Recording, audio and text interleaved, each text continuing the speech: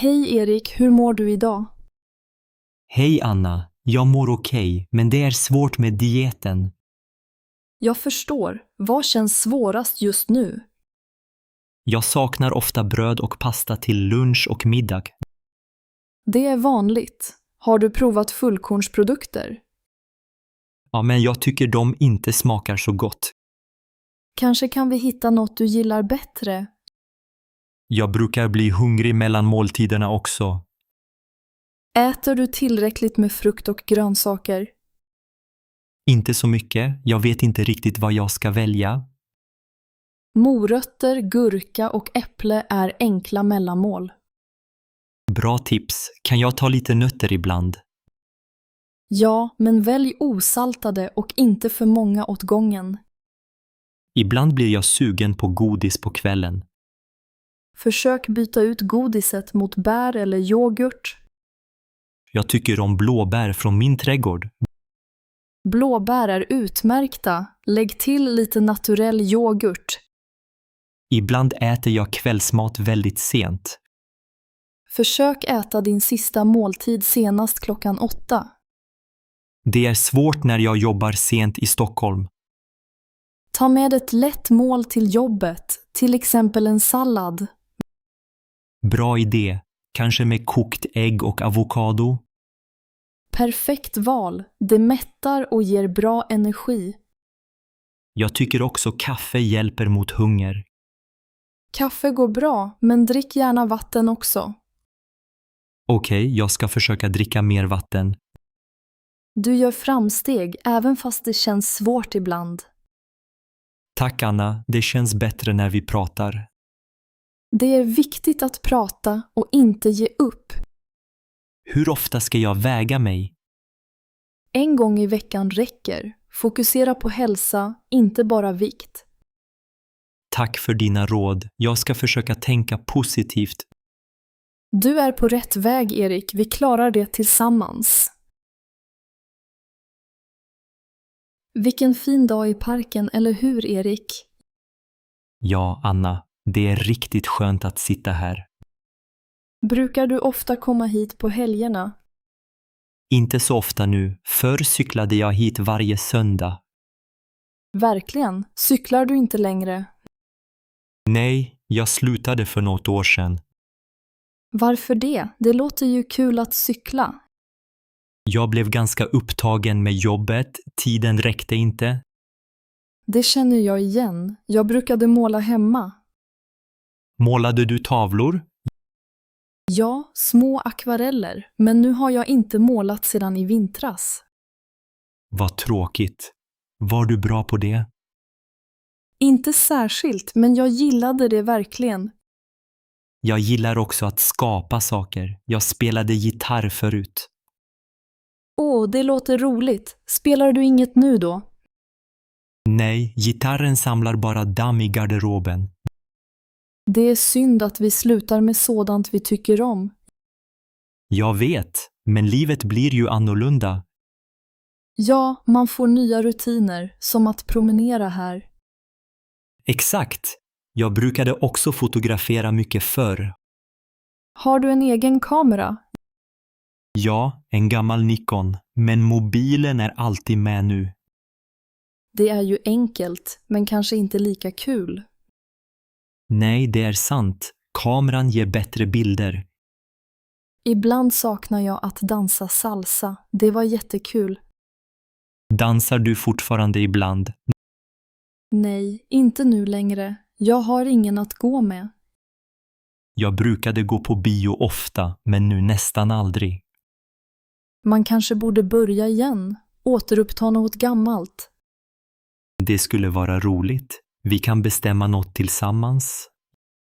Ja, kanske måla eller cykla här en dag. Absolut, nästa helg kanske. Det låter som en toppenidé, Erik. Hej doktor, jag har haft svårt att sova i flera veckor. Hej, hur länge har dina sömnproblem pågått? Det har varit i nästan 4 veckor nu. Sover du dåligt varje natt eller bara ibland? Nästan varje natt. Jag vaknar flera gånger. Hur många timmar sover du ungefär per natt? Kanske bara 4 eller 5 timmar. Oj, det är inte så mycket. Känner du dig trött på dagen? Ja, jag är väldigt trött på jobbet i Stockholm. Har du svårt att koncentrera dig också? Ja, jag blir ofta glömsk och irriterad. Har du mycket stress just nu? Ja, mitt jobb är stressigt och jag oroar mig ofta. Får du motion eller frisk luft på dagarna? Inte så mycket. Jag sitter mest inne på kontoret. Hur är det med din kost? Äter du regelbundet? Nej, ibland hoppar jag över lunchen. Dricker du mycket kaffe eller energidryck? Ja, jag dricker mycket kaffe för att orka. Kaffe sent på dagen kan påverka sömnen. Jag brukar dricka kaffe även på kvällen. Försök att undvika kaffe efter 3:00. Okej, jag ska försöka sluta med det på eftermiddagen. Bra! Hur ser din kvällsrutin ut innan du lägger dig? Jag tittar ofta på TV eller mobil innan jag somnar. Skärmar kan göra det svårare att sova. Ska jag sluta med mobilen på kvällen? Ja, testa att läsa en bok istället. Tack för tipset. Kanske hjälper det mig att slappna av. Ta det lugnt en timme före läggdags, det hjälper ofta. Jag hoppas att det blir bättre. Jag vill verkligen sova bättre. Det förstår jag. Skriv gärna ner hur du sover i en dagbok. Okej, det ska jag göra. Tack för att du lyssnar, doktor Erik. Varsågod Anna, vi ses igen om 2 veckor. Hej Erik, har du försökt att sluta med socker? Hej Anna, ja det är så svårt för mig. Jag med, jag älskar choklad för mycket. Choklad är min svaghet också. Hur gör du? Jag försöker dricka mer te istället för läsk. Bra idé, jag dricker fortfarande för mycket kaffe med socker. Jag brukade ha 3 teskedar socker i mitt kaffe. Nu har jag bara en liten sked. Jag vill prova att byta till honung, men det är svårt. Honung är också sött, men kanske lite bättre. Blir du trött utan socker? Ja, ibland känner jag mig utan energi på eftermiddagen. Jag också. Och jag får ofta huvudvärk då. Jag försöker äta frukt istället för godis. Ett äpple på kvällen hjälper, men ibland vill jag ha glass. Samma här. Glass verkar alltid bättre när man är trött. Min mamma bakar alltid bullar när jag kommer förbi. Det är svårt att säga nej till hembakta bullar. Jag vet, kanelbullar doftar så gott i köket. Hur gör du hemma? Gömmer du sockret? Jag ställer kakorna högt upp i skåpet. Och jag köper mindre godis i affären. Bra knep. Jag handlar bara på mätt mage. Smart, då köper man inte så onödigt. Är din familj också med på att minska socker? Min fru försöker, men barnen älskar godis. Jag bor ensam, så det är lite enklare för mig. Vi borde laga en nyttig fika tillsammans någon gång. Ja, gärna. Kanske baka havrekakor utan socker. Bra idé Anna, det kan vi göra nästa helg. Då bjuder jag på te utan socker också. Perfekt. Vi kämpar vidare tillsammans med mindre socker. Hej! Välkommen tillbaka Erik. Hur mår du idag? Hej Emma. Det är okej, men smärtan har kommit tillbaka. Jag förstår. Är det samma smärta som förut? Ja, den är i höger knä när jag springer. När började smärtan igen? Efter träningen? Ja, efter fotbollsmatchen igår i Uppsala. Var det en intensiv match eller lugn träning? Det var ganska intensivt, vi spelade i 2 timmar. Och hur kände du dig direkt efter matchen? Knät kändes ömt och svullet på kvällen. Har du tagit någon medicin eller kylt knät? Jag använde is och tog en Ipren. Bra att kyla. Hur känns knät just nu? Det gör ont när jag böjer benen mycket. Får jag titta och känna på knät nu? Ja, självklart. Varsågod. Säg till om det gör ont när jag trycker här. Aj, där känns smärtan mest. Okej. Har du haft liknande problem tidigare? Nej, det började bara för några veckor sedan. Har du bytt skor eller löpteknik nyligen? Jag köpte nya löparskor i april. Ibland kan nya skor påverka kroppen. Tränade du mer den här veckan än vanligt? Ja, jag tränade oftare inför kuppen. Det kan förklara din smärta, kroppen behöver vila. Bör jag undvika träning nu? Välj lugna övningar som cykling eller simning. Kan jag komma tillbaka på fotbollen snart? Var försiktig, vi gör en rehabplan tillsammans. Tack, det känns tryggt. Vad börjar vi med? Vi provar lätta stretchövningar och styrka idag. Okej, ser fram emot att må bättre. Bra Erik, vi tar det steg för steg tillsammans. Hej Erik, känner du att det är svårt att gå ner i vikt? Hej Anna, ja, jag kämpar verkligen med det just nu. Jag också, jag försöker äta nyttigt men inget händer. Samma här, jag slutar med godis men ser ingen skillnad. Jag promenerar varje dag men vågen rör sig inte alls. Ibland känns det hopplöst. Jag vet, förra veckan tränade jag 4 gånger. Men jag gick ändå inte ner i vikt. Kanske har vi för höga förväntningar. Kanske. Min syster i Malmö gick ner snabbt förra året. Jag undrar vad hon gjorde annorlunda. Hon lagade mycket grönsaker och undvek bröd. Jag gillar bröd för mycket, det är mitt stora problem. Jag förstår dig. Fika utan bullar känns inte lika roligt. Precis, svenskt fika är en frestelse varje dag. Ja, särskilt på jobbet när det finns kanelbullar. Dricker du mycket kaffe också? Ja, minst 3 koppar per dag. Det blir ofta med mjölk.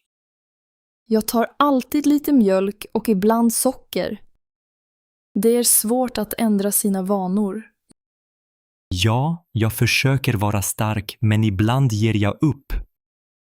Min kompis säger att sömn är viktigt också.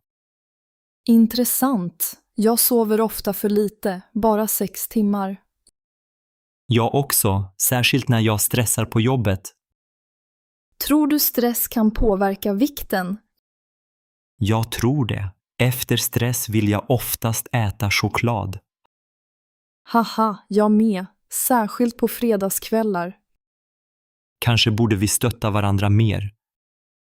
Det vore jättebra. Vi kan dela recept och idéer. Och ta promenader ihop efter jobbet kanske. Ja, och prata om annat än vikten ibland. Bra idé. Vi måste också vara snälla mot oss själva.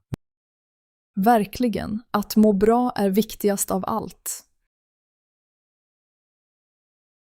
Hej, jag heter Anna. Tack för att du tar emot mig idag.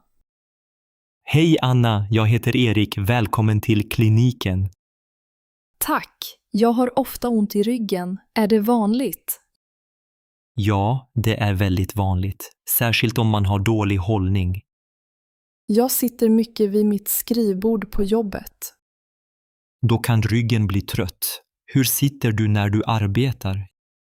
Jag sitter oftast framåtlutad mot datorn. Det sliter mycket på ryggen och nacken. Vad ska jag tänka på för att få bättre hållning? Försök att sitta rakt med båda fötterna i golvet. Skärmen ska vara i ögonhöjd. Jag tror att jag sitter med benen i kors ibland. Försök undvika det. Det är bättre att sitta jämnt.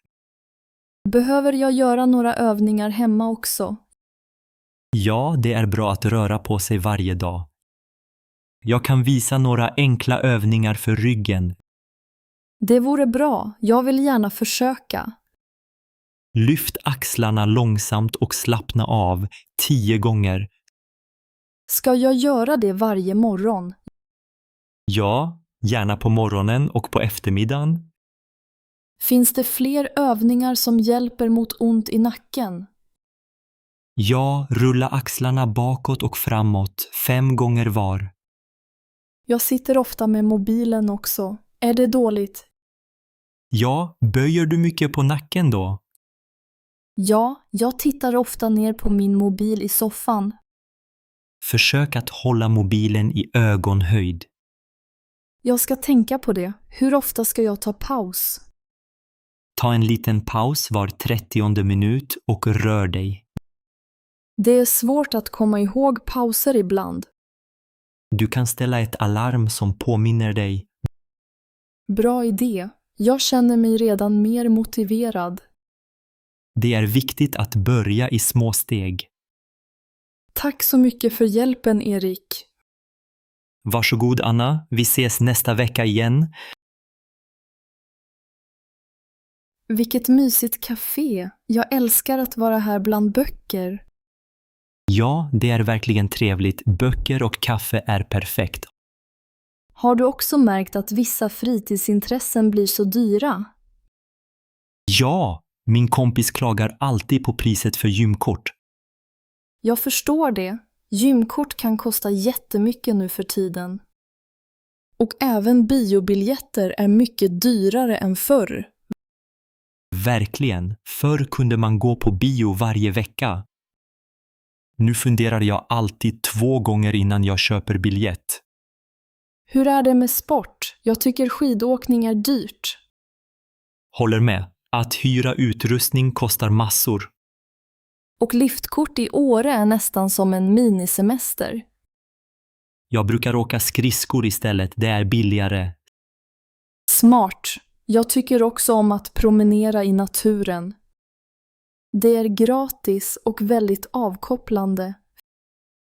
Fika här är också okej för plånboken, eller hur? Ja, speciellt om man bara köper kaffe och inte bakverk. Har du något annat intresse som är billigt? Jag brukar låna böcker på biblioteket, det är gratis. Bra idé. Jag gillar att fota, men kameror är dyra. Man kan använda mobilen för bilder, det funkar fint. Sant. Ibland måste man vara kreativ, tänker jag. Precis. Många roliga saker kostar egentligen inget alls. Vi har tur att vi gillar att läsa och fika. Ja, och att sitta här och prata kostar inget extra. Fast ibland lockar såklart dyrare aktiviteter. Det gör de, men man behöver inte alltid följa trenden. Nej, viktigt att välja det man själv tycker om. Jag har tänkt börja sticka, garn är ganska billigt. Roligt! Mina föräldrar stickade alltid när jag var liten. Så mysigt. En kopp kaffe, stickning och en bra bok. Det låter som en perfekt kväll i Göteborg. Absolut. Ska vi läsa en stund till och kanske dela en bulle? Erik, jag tycker det är svårt att laga mat efter jobbet. Jag håller med Anna. Jag är alltid så hungrig och trött då. Det känns som att jag inte har tid att laga något hälsosamt. Nej, jag brukar välja snabba rätter som pasta eller smörgås. Ja, jag också. Men jag vill äta mer grönsaker och frukt. Det är svårt när man har ont om tid på kvällen. Vad brukar du laga när du vill äta nyttigt, men snabbt? Ibland gör jag en sallad med tomat, gurka och ost. Eller så kokar jag ägg och har på knäckebröd. Det låter gott. Jag gillar att göra soppa, det är lätt. Morotssoppa eller linsoppa går ganska snabbt faktiskt. Bra idé. Soppa kan man ju spara i kylskåpet också. Precis. Men ibland orkar jag bara beställa mat online. Jag vet, men take away blir ofta dyrt och inte så nyttigt. Exakt. Och så får man dåligt samvete efteråt. Har du testat matlåda? Att laga extra till lunch nästa dag? Ja, ibland. Men det kräver lite planering, eller hur? Ja, men det sparar tid. På söndagar lagar jag ofta mer mat. Smart. Det kanske jag också borde börja med. Har du något bra recept på en enkel rätt? Min mamma gör en god kycklinggryta med ris. Tar 20 minuter. Åh, det låter lätt. Kan jag få receptet någon gång? Självklart, jag kan skriva ner det åt dig. Tack. Har du några tips på snabb frukost? Jag brukar äta yoghurt med bär och havregryn på morgonen. Det är bra. Ibland tar jag bara kaffe och en banan. Jag tycker också om smoothies. Det går snabbt och är nyttigt. Ja, det måste jag prova. Det är ju lätt att variera också. Precis, det är viktigt att inte stressa med maten varje dag. Sant. Men ibland känns det som alla andra hinner med allt. Jag tror de också fuskar ibland. Ingen är perfekt. Nej, du har rätt. Vi gör vårt bästa och det får räcka. Absolut, och ibland får man faktiskt unna sig pizza också. Hej Erik, vad gillar du att göra på fritiden? Hej Anna, jag tycker om att läsa böcker ensam. Åh, det låter mysigt. Vilken typ av böcker? Jag läser gärna deckare eller historiska romaner. Spännande. Jag föredrar att måla när jag är själv. Målar du med olja eller akvarell? Jag brukar använda akvarellfärger. Det är avslappnande. Det kan jag förstå. Lyssnar du på musik samtidigt? Ibland, men ofta vill jag ha det tyst omkring mig. Jag känner igen det. Jag gillar också att promenera ensam. Var brukar du gå på promenad här i Stockholm? Ofta i Djurgården eller längs vattnet vid Norr Mälarstrand. De platserna är så fina. Jag går dit ibland också. Fotar du när du går ut eller bara njuter du av naturen? Jag fotograferar ibland blommor eller träd. Det låter härligt. Är det viktigt för dig att vara ensam ibland? Ja, jag behöver egen tid för att känna mig lugn. Då kan jag tänka klart och slappna av. Jag håller med. Ensamhet kan vara väldigt givande. Har du testat meditation någon gång? Ja, jag brukar meditera på morgonen hemma. Jag har aldrig provat. Är det svårt att börja? Nej, det är ganska enkelt, bara ta några djupa andetag. Det borde jag prova någon dag. Ja, det kan göra stor skillnad. Hur ofta målar du? Kanske 2 gånger i veckan, på kvällarna. Det låter som en fin rutin. Tack. Och hur ofta läser du böcker? Varje dag innan jag går och lägger mig. Det är en bra vana. Böcker hjälper mig att slappna av. Samma här. Vi har ganska lika intressen, eller hur? Ja, fast vi gillar att göra dem själva. Precis. Det är skönt att ibland vara för sig själv. Johan, har du packat klart alla dina böcker nu? Nästan, Elin. Det är så många böcker att packa. Jag vet. Våra hyllor var fulla. Det känns konstigt. Ska vi ta en liten paus? Jag är lite trött. Ja, det låter bra. Vill du ha kaffe? Gärna. Det känns som en lång dag. Hur känns det för dig att flytta till Göteborg? Det känns spännande men också lite nervöst. Jag håller med. Det ska bli kul med något nytt. Kommer du att sakna Stockholm? Ja, lite. Jag kommer sakna mina vänner här. Men vi kan ju besöka dem ibland. Absolut. Och Göteborg är ju inte så långt bort. Nej, tåget tar bara 3 timmar dit. Hur många flyttlådor har vi nu, tror du? Jag tror vi har 15 lådor. Det är mycket. Vi samlar på oss mycket saker, märker jag. Verkligen. Behöver vi verkligen allt det här? Kanske inte. Vi kan ge bort lite saker. Bra idé. Några kläder kan vi lämna till Erikshjälpen. Och några gamla köksprylar också. Har du med din gitarr? Jag såg den inte. Ja, jag lade den i det blå fodralet bakom soffan. Då har vi båda våra instrument. Kommer du att sakna ditt gamla piano? Lite, men jag ser fram emot att köpa ett nytt. Vi kan leta efter ett när vi har flyttat in. Bra plan. Vår nya lägenhet är ju lite större. Jag är glad att vi hittade en med balkong. Ja, det blir mysigt att sitta där på kvällarna. Ska vi fortsätta packa nu? Ja, men först en kopp kaffe tillsammans. Hör du hunden som skäller utanför fönstret? Ja, jag har hört den hela natten. Den är väldigt högljudd. Jag tror att det är grannens hund, Max. Tror du att Max är ensam igen i natt? Det verkar så. Stackars hund, kanske han är rädd. Kanske han saknar sin familj. De reser ofta till Göteborg. Det är jobbigt när hundar skäller så mycket. Ja, det är svårt att sova. Jag försökte använda öronproppar.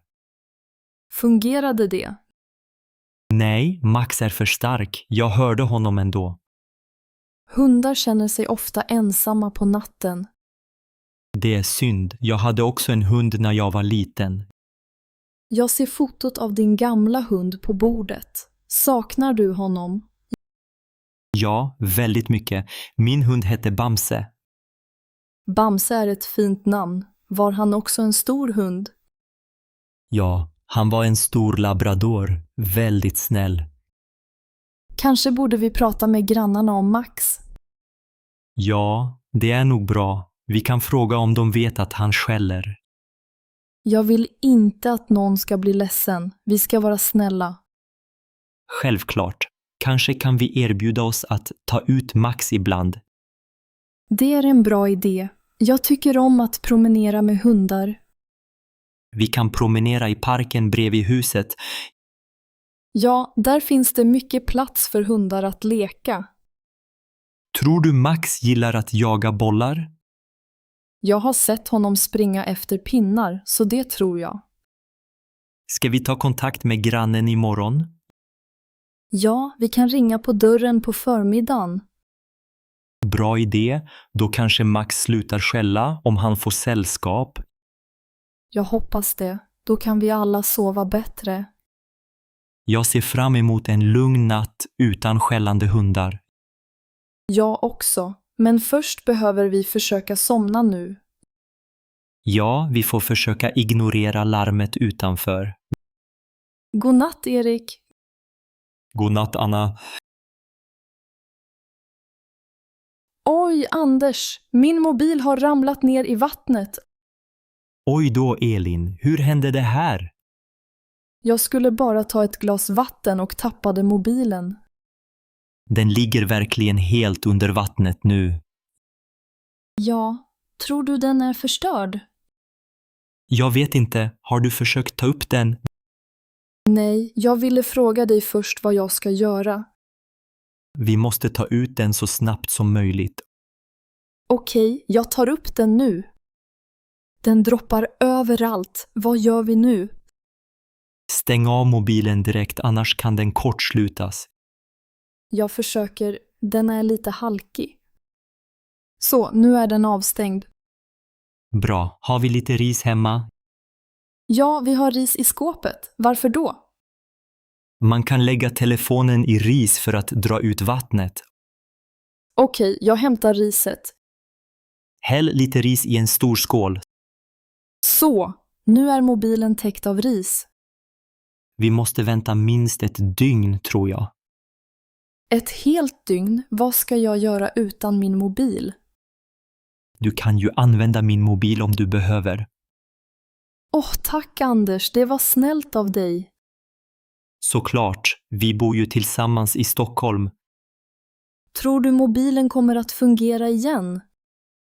Jag hoppas det, men den kan ha tagit skada. Nästa gång måste jag vara mer försiktig. Ja, vatten och elektronik är ingen bra kombination. Tänk om alla mina bilder är borta nu. Du kanske har en backup i molnet. Det hoppas jag. Jag ska kolla det imorgon. Vi håller tummarna för att den klarar sig. Tack för hjälpen, Anders. Ingen fara, Elin. Alltid redo att hjälpa till. Klockan är redan 9. Lisa vill inte gå och lägga sig. Jag vet. Hon sa att hon inte är trött ännu. Det är alltid svårt för henne på kvällen. Hon vill alltid leka lite till innan sängen. Tror du att det är för ljust i hennes rum? Kanske. Ska vi byta till en mörkare lampa? Det kan vi prova. Eller kanske läsa en bok först. Ja, hon gillar när du läser om lilla kaninen. Jag tycker om att läsa för henne innan hon sover. Det är en bra rutin, men ibland funkar det inte. Ikväll var hon väldigt pigg efter middagen. Hon åt mycket pasta. Hon hade nog mycket energi. Vi kanske borde ha en lugnare kvällsmat imorgon. Bra idé. Något lättare som soppa. Ja, eller smörgåsar. Det är inte så tungt. Tror du att vi ska lägga henne tidigare? Vi kan försöka igen imorgon, men ikväll är det svårt. Jag hör henne leka i sitt rum nu. Jag med. Hon pratar med sina dockor. Ska vi gå in och säga godnatt en gång till? Jag kan gå. Ibland behöver hon bara en kram. Barn i Göteborg sover kanske tidigare på vintern. Ja, det blir ju mörkt 4:00 där. Här i Stockholm är kvällarna ljusare på sommaren. Det kanske gör det svårare för Lisa att somna. Jag har hört att många barn har svårt med ljuset. Vi kan prova mörkläggningsgardiner. Det ska vi, och kanske lite avslappnande musik. Lisa gillar den där vaggvisan du sjunger. Ja, den brukar hjälpa henne att slappna av. Vi får hoppas att hon sover snart. Ja, det hoppas jag också. Annars blir hon trött imorgon. Sven, har du sett grannen mittemot idag? Ja, Anna. Han står bakom gardinen igen. Han verkar alltid titta ut genom fönstret. Jag vet. Det är som om han alltid vakar över gatan. Tror du att han är nyfiken på oss? Kanske. Jag har märkt att han kikar varje dag. Ibland känner jag mig lite obekväm faktiskt. Jag förstår. Det känns som vi inte har någon privatliv. Han heter Erik, eller hur? Ja, han flyttade hit från Göteborg förra året. Jag har bara hälsat på honom en gång. Jag också. Han verkar snäll men väldigt nyfiken. Han ställer alltid många frågor i trapphuset. Ja, han undrade vad vi jobbar med häromdagen. Och han frågade om vår semester i somras också. Precis. Han vill veta allt om alla här. Tror du han menar något illa med det? Nej, jag tror han är bara ensam. Kanske borde vi bjuda honom på fika någon dag. Det var en bra idé. Då kanske han slutar vara så nyfiken. Ja, det skulle kännas bättre för alla. Vad gillar svenskar att fika med mest, bullar? Absolut. Kanelbullar och kaffe är alltid populärt. Vi kan baka tillsammans imorgon. Ja, det gör vi. Hoppas han uppskattar det. Jag tror han kommer bli glad. Nu tittar han igen. Han ler mot oss denna gång. Vi vinkar tillbaka. Det är trevligt. Hej Erik, trevligt att se dig. Hej, vi tänkte bjuda på fika imorgon. Kom gärna över 3:00 om du vill. Han såg glad ut. Det känns bättre nu, eller hur? Ja, mycket bättre. Snäll granne ändå. Åh nej, titta på skylten, Oskar. Butiken är stängd för gott. Ja, Anna, jag såg det i morse. Det känns konstigt, eller hur? Verkligen. Jag brukade alltid köpa mitt kaffe här. Jag med. De hade alltid färska bullar på morgonen. Tror du att ägaren Karin ska öppna någon annanstans? Jag vet inte. Hon pratade om att flytta till Göteborg. Det måste vara svårt för henne. Butiken låg här i 20 år. Ja, och många i kvarteret kommer att sakna den. Vet du varför butiken stänger? Jag hörde att hyran blev för hög för Karin. Så tråkigt. Det var en så mysig butik. Det är svårt för små affärer nu för tiden. Vad ska vi göra utan deras goda kanelbullar? Vi kanske kan hitta ett nytt favoritställe i närheten. Det är inte samma sak. Här kände man sig hemma. Ja, jag saknar redan att prata med Karin på morgonen. Jag hoppas hon hör av sig till oss. Jag har hennes telefonnummer, jag kan ringa senare. Gör det. Hon betyder mycket för vårt kvarter. Ja, verkligen. Hon kände alla här. Kommer du ihåg när hon ordnade julmarknaden? Ja, det var så mysigt. Alla barn fick pepparkakor. Jag tror ingen annan butik fixar sådant. Nej, det är synd. Vi får skapa nya traditioner själva. Kanske kan vi ordna en egen fika för grannarna. Vilken bra idé. Vi kan bjuda på bullar och kaffe. Det gör vi till helgen. Och vi bjuder såklart Karin. Absolut. Hon kommer bli glad av att se alla igen. Jag kommer sakna att bara gå förbi och säga hej. Det känns tomt utan butiken här på hörnet. Men vi har fina minnen. Och vi gör nya. Ja, Anna, vi klarar det tillsammans. Okej, Erik. Hur vill du fira din födelsedag i år? Jag vill ha en liten fest hemma, Anna. Bara familj och vänner. Det låter trevligt. Hur många personer tänker du bjuda?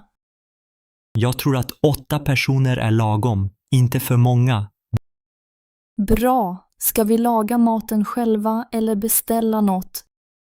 Jag tycker vi lagar maten själva. Det blir roligare. Håller med. Jag kan baka tårta.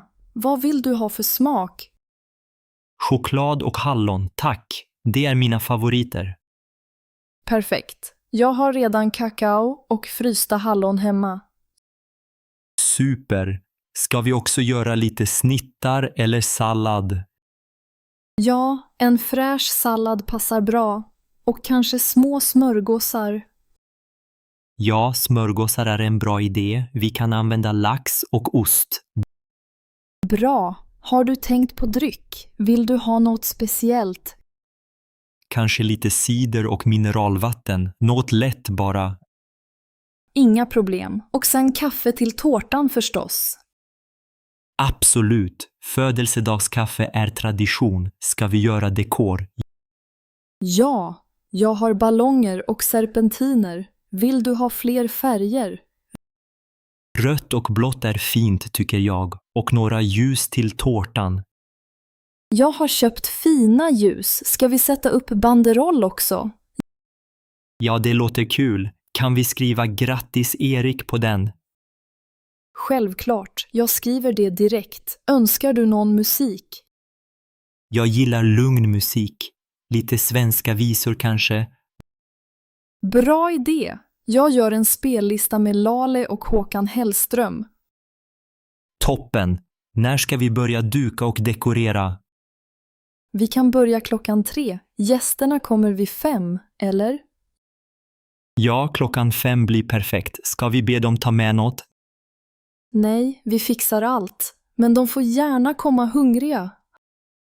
Haha, ja. Tror du vi behöver något mer från affären? Jag ska kolla mjölk och bröd för säkerhets skull. Okej, jag ser verkligen fram emot festen, Anna. Jag med. Det kommer bli en jättefin födelsedag, Erik. Tack för att du hjälper till. Du är bäst. Det är bara roligt. Nu fortsätter jag med tårtan. Oskar sitter mycket vid surfplattan idag. Ja, han spelar spel och tittar på filmer hela tiden. Jag är orolig. Han går inte ut lika ofta längre. Jag vet. Förr brukade han leka i parken i timmar. Vi borde prata med honom om det. Ja, men det är svårt. Alla barn älskar ju skärmar. Kanske kan vi sätta upp en tidsgräns för surfplattan. Det låter som en bra idé. 1 timme per dag kanske? 1 timme låter lagom. Vad tycker du om helgerna? Då kan han få spela lite mer, men ändå begränsat. Han behöver också läsa böcker och vara ute. Absolut. Det är viktigt för hans hälsa. Jag minns när vi var små. Vi satt aldrig inne så här. Nej, vi cyklade eller klättrade i träd, minns du? Ja, och vi behövde ingen surfplatta för att ha kul. Barn gör som vi gör. Vi borde också lägga bort mobilen. Du har rätt. Vi kan spela spel tillsammans istället. Bra idé. Vi har brädspelet Fia med knuff i skåpet. Oskar brukar tycka om det spelet. Vi kan föreslå det för honom ikväll. Och kanske ta en promenad efter middagen. Ja, en kort promenad i parken vore härligt. Jag hoppas Oskar tycker det är roligt utan skärmar. Vi får visa att man kan ha kul på andra sätt. Ska vi också prata med hans lärare i skolan? Det kan vara bra. Kanske har andra föräldrar samma problem. Sant. Vi kan fråga på nästa föräldramöte. Oskar behöver förstå varför vi sätter gränser. Vi kan förklara att det är bra för hans ögon och sömn. Och för att han ska må bra och röra på sig. Vi gör en plan tillsammans och försöker hålla den. Det låter klokt. Vi börjar redan imorgon. Ja, det gör vi. Det blir bra för hela familjen. Hej Erik, har du sett vad Max har gjort nu igen? Nej, vad har hänt, Anna? Han har ätit upp mina nya skor. Oj då, stackars skor. Han älskar verkligen att tugga. Ja, han tuggar på allt han hittar i köket. Igår åt han nästan upp en kökshandduk också. Han verkar alltid hungrig eller nyfiken. Tror du han behöver fler leksaker? Kanske. Hans gamla boll är redan trasig. Vi kan köpa ett tuggben till honom imorgon. Bra idé. Det kanske räddar våra saker. Och han blir gladare. Har du haft hund förut? Ja, när jag var liten i Uppsala. Men den var lugnare. Max har så mycket energi. Kanske borde vi promenera med honom oftare. Ja, en promenad varje morgon och kväll kan hjälpa. Han gillar att springa vid sjön, eller hur? Ja, och han brukar jaga fåglarna där. Nästa gång tar vi med honom till parken. Det låter trevligt. Då kan han träffa andra hundar. Tror du Max är ensam när vi jobbar? Kanske lite. Han gillar sällskap. Vi kan be grannen Sara att titta till honom ibland. Bra idé. Hon tycker om Max. Vi får gömma skor och sladdar bättre också.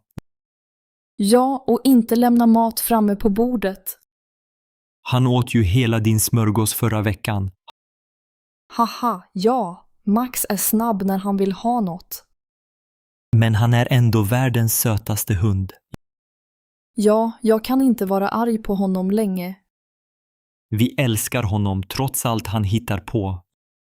Ja, det gör vi verkligen. Titta på bilen där borta, Oskar. Ja, Lisa, den står verkligen konstigt parkerad.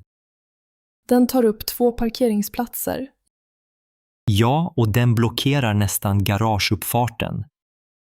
Jag tror att det är grannen Erik som äger bilen. Han har alltid svårt att parkera rakt. Det blir trångt för oss andra när han parkerar så. Jag höll nästan på att köra på hans bil igår. Oj, vad nära. Var han där då? Nej, han var inte där. Det var bara hans bil. Jag hoppas han märkte att det är svårt för oss. Kanske borde vi prata med honom om det? Ja, men jag vill inte att han blir arg. Erik är ju ganska snäll egentligen. Han kanske inte tänker på det själv. Nej, ibland ser man inte sina egna misstag. Jag kan säga något nästa gång jag ser honom. Det vore bra. Gör det på ett vänligt sätt. Absolut. Jag vill inte skapa osämja med grannarna. Vi bor ju alla här på samma gata. Har du sett att han ofta kommer hem sent? Ja, ibland parkerar han när det är mörkt. Kanske därför han inte ser linjerna så bra. Det kan stämma. Det är svårt att se på kvällen. Kanske kan vi be föreningen måla nya linjer. Det är en bra idé. Då blir det tydligare för alla. Jag gillar när det är ordning på vår gata. Jag också. Det känns tryggare för barnen. Tänker du gå ut med hunden sen? Ja, efter middagen. Hoppas inte fler bilar står fel. Vi får hålla tummarna. Ska vi gå in nu? Ja, det börjar bli kallt här ute. Okej, Erik, var ska vi åka på semester i år? Jag vet inte, Anna. Vi har så många idéer. Jag vill gärna åka till Göteborg och besöka skärgården. Det låter fint, men tågbiljetterna är ganska dyra nu. Ja, och hotell är nästan fullbokade i juli. Ska vi titta på augusti istället? Då är det lugnare. Kanske, men då börjar jag snart jobba igen. Sant. Men vi kan ta en kortare resa. Vill du verkligen åka till Göteborg? Finns det andra idéer? Jag tänkte också på Österlen. Det är vackert där. Ja, Österlen är fint, men det är långt för oss. Det tar typ 6 timmar med bil. Tror du det går? Vi kan hyra bil kanske, men jag vet inte om det blir dyrt. Vi kan kolla på nätet. Här har jag laptopen. Bra idé, öppna bokningssidan. Jag ser att priserna är okej i augusti. Men det finns inte många lediga stugor kvar. Oj, vi är ute sent. Vad tycker du vi ska göra? Vi kan boka nu eller försöka hitta något billigare. Finns det campingplatser nära stranden? Ja, det finns en camping vid havet. Vill du tälta? Det låter kul, men vi har inget tält. Vi kan låna ett av min syster. Hon har ett stort tält. Bra idé. Då kan vi vara flexibla med datumen. Ska jag ringa henne och fråga direkt? Ja, gör det. Under tiden kan jag titta på kartan. Okej. Hon svarar inte nu, men jag skickar ett SMS. Titta, här är en fin stig till stranden på kartan. Den ser mysig ut. Vi kan cykla om vi vill. Toppen! Vi får se vad din syster säger om tältet. Ja, om det går så bokar vi campingen ikväll. Perfekt! Det känns ändå bra nu, eller hur? Ja, nu är jag inte lika stressad längre. Hej Erik, vill du ha lite mer te? Ja, tack Anna. Det är gott med te på kvällen. Jag försöker dricka mer te istället för att röka. Det är en bra idé. Cigaretter är dåliga för hälsan. Jag vet, men det är så svårt att sluta. Hur länge har du rökt, Anna? Jag började när jag var 19, hemma i Uppsala. Det var mest för att mina kompisar gjorde det. Jag förstår. Mina vänner rökte också i gymnasiet. Har du försökt sluta tidigare? Ja, många gånger, men jag blir alltid sugen igen. Jag har hört att nikotintuggummi kan hjälpa. Kanske. Jag har testat plåster, men gillade dem inte. Min syster slutade röka förra året med stöd av familjen. Det låter toppen. Jag saknar ofta motivationen. Och ibland röker jag bara för att slappna av. Det är vanligt. Många känner likadant. Vad tycker du om att göra istället? Jag gillar att promenera i parken eller läsa. Men när jag ser cigaretterna blir jag sugen igen. Kan du gömma dem eller slänga paketet? Jag borde göra det, men det känns svårt ibland. Jag kan hjälpa dig. Vi kan dricka mer te tillsammans. Tack Erik, det hjälper att prata om det här. Känner du någon annan som har lyckats sluta? Min pappa slutade med hjälp av sin läkare. Han fick stöd varje vecka och nu är han rökfri. Det är imponerande. Jag vill också klara det. Du kan ta ett steg i taget. Var inte för hård mot dig själv. Jag ska försöka och du får gärna påminna mig ibland. Självklart, Anna. Vi klarar det tillsammans. Tack, då tar vi en kopp te till utan cigaretter. Vilka fina tomater du har här i trädgården. Tack, Anna. Jag tar hand om tomaterna varje dag. Hur började du odla dem? Jag köpte frön i mars och sådde dem i små krukor. Sedan satte jag dem i jorden i april. Behöver tomater mycket sol? Ja, de älskar solljus. Här är det sol nästan hela dagen. Hur ofta vattnar du dem? Ungefär en gång om dagen, ibland mer när det är varmt. Ger du någon speciell näring? Ja, jag ger lite tomatgödsel en gång i veckan. Hur lång tid tar det innan du får tomater? Det tar nästan 2 månader från blomma till mogen tomat. Plockar du tomater när de är helt röda?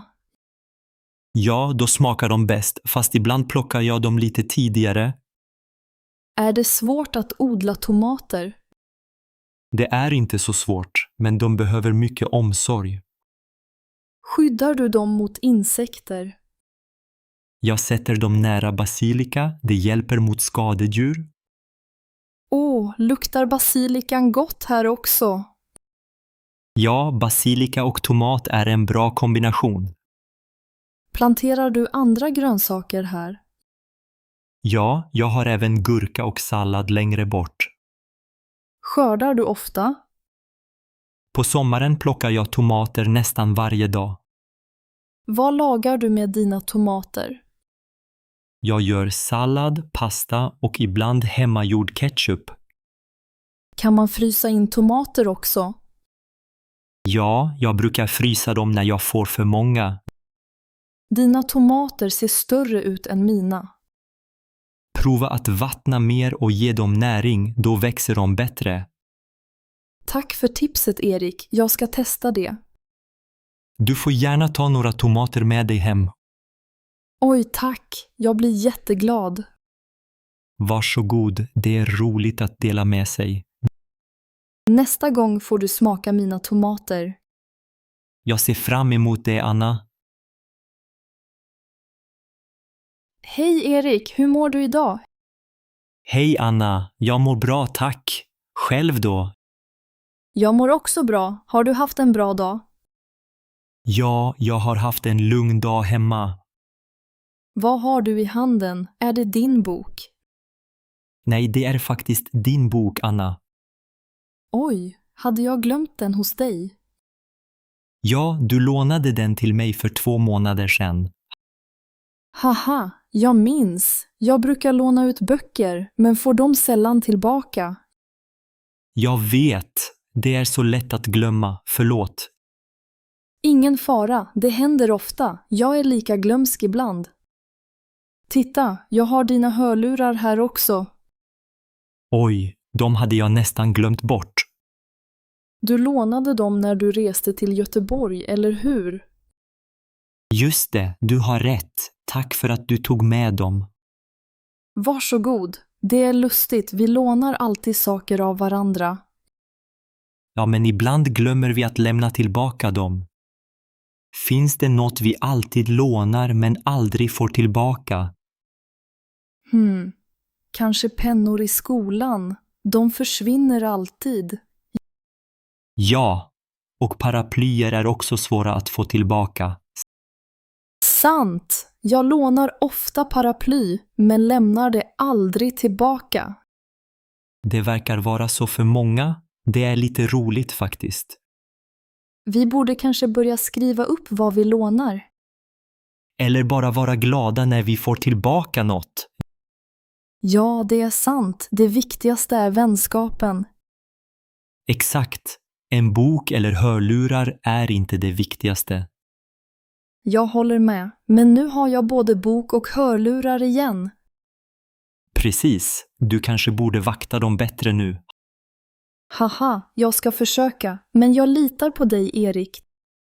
Tack, Anna. Jag litar också på dig. Vi är ett bra team. Ja, och vi kan alltid skratta åt våra glömska vanor. Det gör livet roligare. Ska vi ta en fika snart?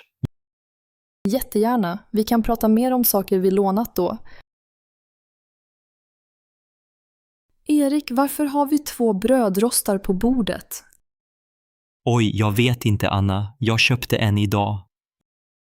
Jag också. Jag såg ett bra erbjudande i butiken. Vilken butik var du på? ICA nära stationen. Du då? Samma. Det var säkert där jag köpte min. Haha, vi tänkte lika idag. Verkligen. Nu har vi dubbelt så mycket rostbröd. Vad ska vi göra med 2 brödrostar? Kanske kan vi ge en till mamma. Bra idé, hon har ingen ny brödrost. Vilken färg valde du? Vit, den såg modern ut. Och du? Vit också. Vi är för lika ibland. Jag tycker om när vi gillar samma saker. Jag med. Ska vi prova en av brödrostarna nu? Ja, vill du ha rostbröd med ost? Gärna. Lite smör också, tack. Jag fixar det. Kan du packa upp smöret? Självklart. Var är kniven? Den är i lådan bredvid spisen. Jag hittade den. Vill du ha kaffe också? Ja tack, kaffe passar perfekt till rostbröd. Brödrosten ser faktiskt fin ut på diskbänken. Ja, den matchar resten av köket. Nästa gång kan vi fråga innan vi handlar. Ja, så slipper vi dubbla saker. Men det blev lite roligt idag ändå. Ja, jag gillar små överraskningar. Så, snart är frukosten klar. Tack Erik, vi är ett bra team. Oj Erik, det är alltid så stökigt här vid bordet. Ja, Maria. Jag vet. Det blir snabbt fullt här. Det ligger brev, nycklar och skor överallt. Och massor av reklam också. Jag vet inte var jag ska lägga allt. Kanske behöver vi en låda för posten. Bra idé. Eller kanske en korg också för småsaker. Barnens skor står alltid i vägen. Varför sätter de dem inte i hyllan? De glömmer nog. Jag kan påminna dem imorgon. Jag gillar att ha hallen ren när folk kommer. Jag också. Det känns bättre hemma då. Du brukar lägga dina bilnycklar här också. Ja, jag vet. Jag ska försöka komma ihåg att ta bort dem. Det samlas mycket damm under bordet också. Ska vi dammsuga lite oftare kanske? Ja, en gång i veckan räcker nog. Jag kan dammsuga på fredagar, då är det helg. Tack, det blir perfekt inför helgmys. Ska vi köpa en liten garderob för skorna? Ja, på IKEA finns det billiga skohyllor.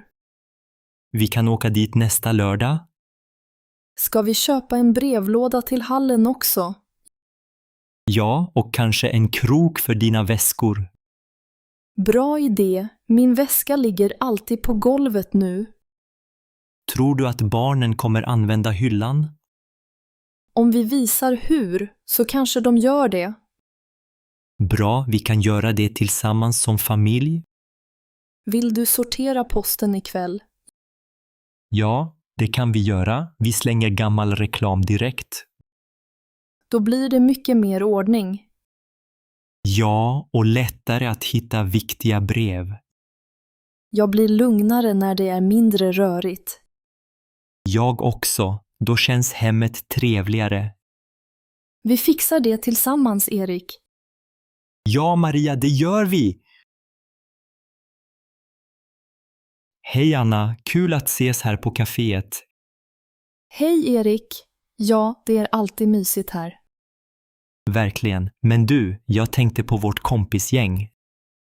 Det känns som om samma personer alltid avbokar. Ja, jag vet. Maria avbokade igen igår. Och Johan sa att han var för trött för att gå ut. Det händer varje vecka nästan. Varför är det så? Kanske har de för mycket att göra på jobbet. Kanske, men ibland undrar jag om de inte vill träffas. Nej, de tycker väl om oss, men de är lite opålitliga. Jag gillar när vi gör planer och alla kommer. Jag med! Det är tråkigt när så många avbokar. Minst 3 personer sa nej till middagen i lördags. Ja, bara vi och Sara var där till slut. Men det var ändå roligt. Sant! Sara är alltid på plats, hon är bäst. Borde vi prata med de andra om det här? Kanske, men jag vill inte låta för sträng. Nej, vi kan fråga om vi ska träffas en annan dag. Om tiden passar fler kanske de kommer. Bra idé! Vi kan föreslå söndag eftermiddag istället. Perfekt, då jobbar ingen och alla är lediga. Hoppas det fungerar bättre då. Om de fortfarande avbokar borde vi säga något. För jag tycker vänskap betyder att man kommer. Jag håller helt med. Det är viktigt att visa att man bryr sig. Vill du SMS-A-gruppen och fråga om söndag? Ja, jag gör det nu direkt. Toppen, kan vi fika här igen då? Gärna, jag gillar det här kaféet i Gamla stan. Jag med. Och kanelbullarna är så goda här. Ja, inget slår en kanelbulle och kaffe med vänner. Håller med, vi får hoppas att alla kommer nästa gång. Titta Oskar, lekplatsen är stängd idag. Ja, Emma, jag såg staketet runt lekplatsen. Det är synd, barnen brukade leka här varje dag. Ja, mina barn älskar den här parken också. Vet du varför de bygger om parken nu? Jag hörde att de ska göra en ny sandlåda. De vill också ha nya gungor och rutschkanor. Det låter bra, lekplatsen blir ännu bättre. Men det ser lite rörigt ut med allt byggmaterial. Verkligen, de har riktiga maskiner där borta. Ja, jag ser grävskopan bakom staketet. Tror du det tar lång tid att bygga klart? Jag hoppas inte det. Sommaren kommer snart. Många familjer kommer hit då. Sant, det är fint att promenera här när det är soligt. Kanske bygger de också nya bänkar. Det vore bra. De gamla är ganska slitna. Jag minns när jag var liten och lekte här. Pappa brukade köpa glass till mig på helgen. Vad härligt. Jag åt alltid jordgubbsglass. Jag gillade choklad bäst. Glass och park hör ihop. Ja, och nu blir parken ännu finare när den är klar. Har du sett ritningen på det nya området? Nej, men jag skulle gärna vilja se den. Den sitter på skylten vid entrén. Ska vi gå dit? Bra idé. Vi kan se hur allt ska se ut sen. Jag hoppas de planterar fler blommor också. Det vore vackert. Jag tycker om tulpaner. Tulpaner är fina på våren, särskilt i Stockholm. Ja, huvudstaden har många vackra parker. Hoppas vädret fortsätter vara så här fint. Ja, då kan vi njuta av promenaderna här tillsammans. Den här lasagnen smakar fantastiskt idag. Ja, jag håller med. Den är ännu godare än igår. Tror du att lasagne alltid blir bättre när den är uppvärmd? Jag tror det. Smakerna blandas mer med tiden. Min mamma brukade alltid värma lasagne dagen efter. Min också. Det är nästan som en tradition hemma. Jag gillar när osten blir lite seg och krispig. Precis, det gör hela skillnaden tycker jag. Vet du hur länge man ska värma den i mikron? Jag brukar värma min i 2 minuter på medelhög värme. Ibland tillsätter jag lite extra ost på toppen. Smart, då smälter osten extra fint. Anders, gör du alltid lasagne själv? Oftast, ibland köper jag färdig i butiken. Vilken butik har den bästa färdiglasagnen i Malmö? Jag gillar den från ICA Maxi mest faktiskt. Bra tips. Jag brukar köpa på Coop men ska prova ICA. Du måste säga vad du tycker sen. Absolut. Nästa gång bjuder jag dig på min version. Det låter gott. Gör du lasagne med köttfärs? Ibland, men jag gillar vegetarisk lasagne också. Jag har aldrig testat vegetarisk lasagne.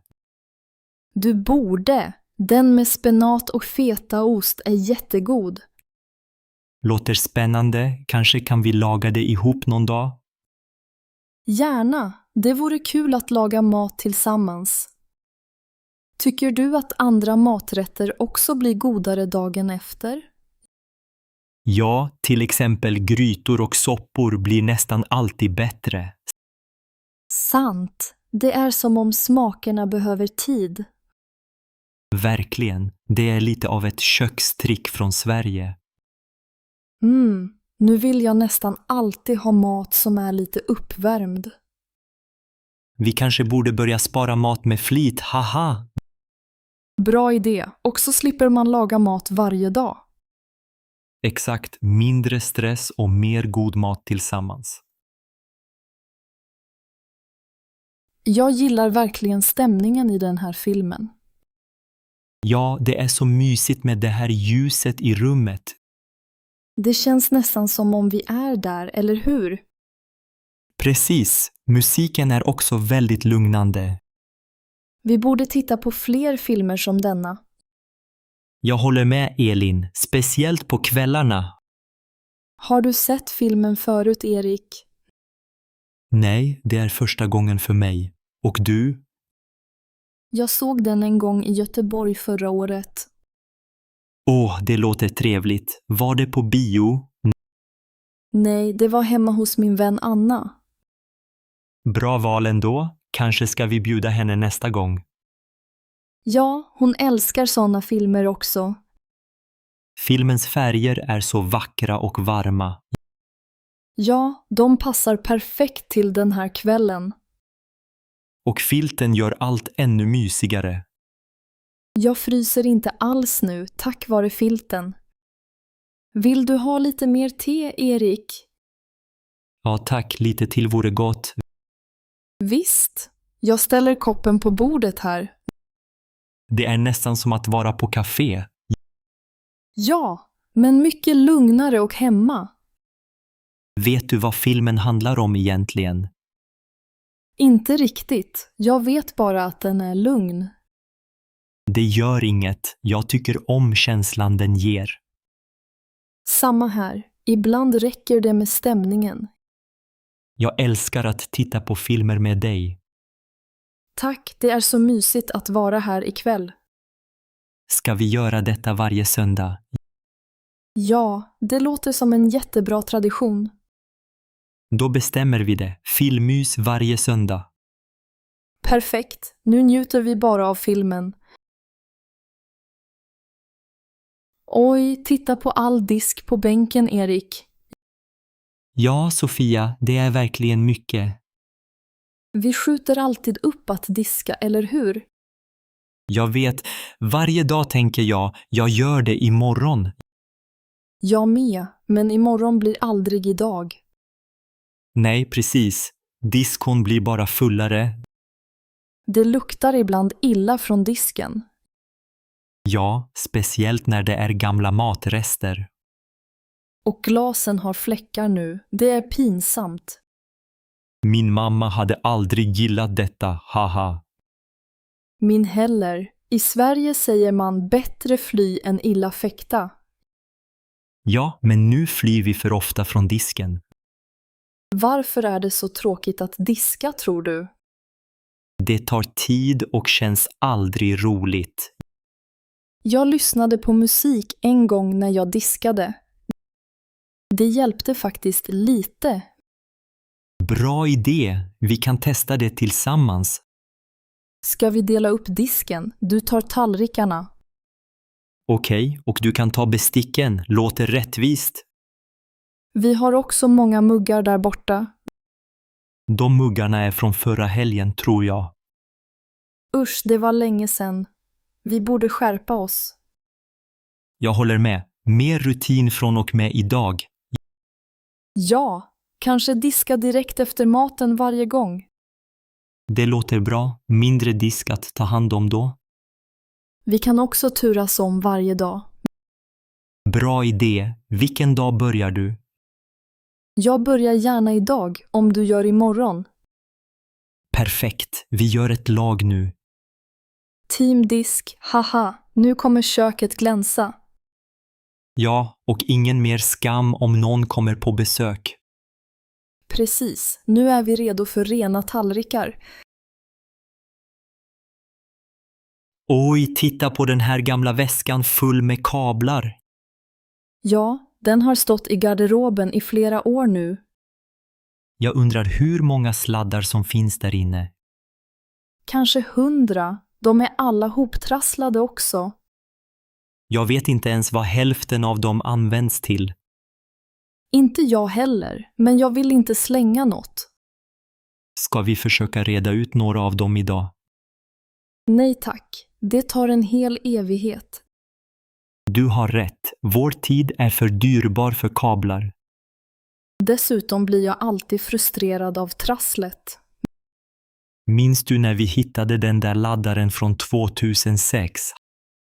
Haha, ja, vi visste inte ens vad den passade till. Jag tror det var till min gamla Nokia-telefon. Varför har vi så många gamla elektronikgrejer?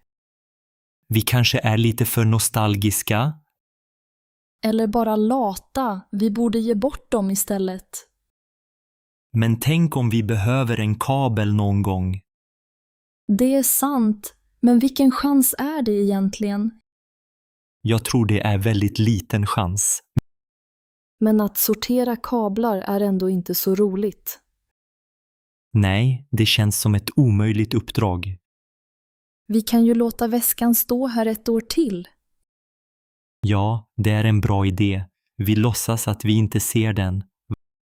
Varje gång vi städar garderoben hoppar vi över den. Jag har hört att många svenskar har kabelkassar. Kanske är det ett typiskt svenskt problem. Vi är inte ensamma alltså. Det känns bättre. Har du någonsin sett mamma organisera kablar? Aldrig. Hon har nog också en sån här väska. Bra, då behöver vi inte ha dåligt samvete. Vi unnar oss en fika istället för att sortera. Bra idé. Kablarna kan vänta 1 år till. Hör du ljudet från rören igen, Erik? Ja, Anna, det låter som ett konstigt kluckande. Första gången blev jag rädd för det där ljudet. Jag också. Jag trodde att det var vattenläcka. Men nu känns det nästan normalt, eller hur? Ja, vi har vant oss vid det konstiga ljudet. När började det låta så här i badrummet? För ungefär 2 månader sedan, tror jag.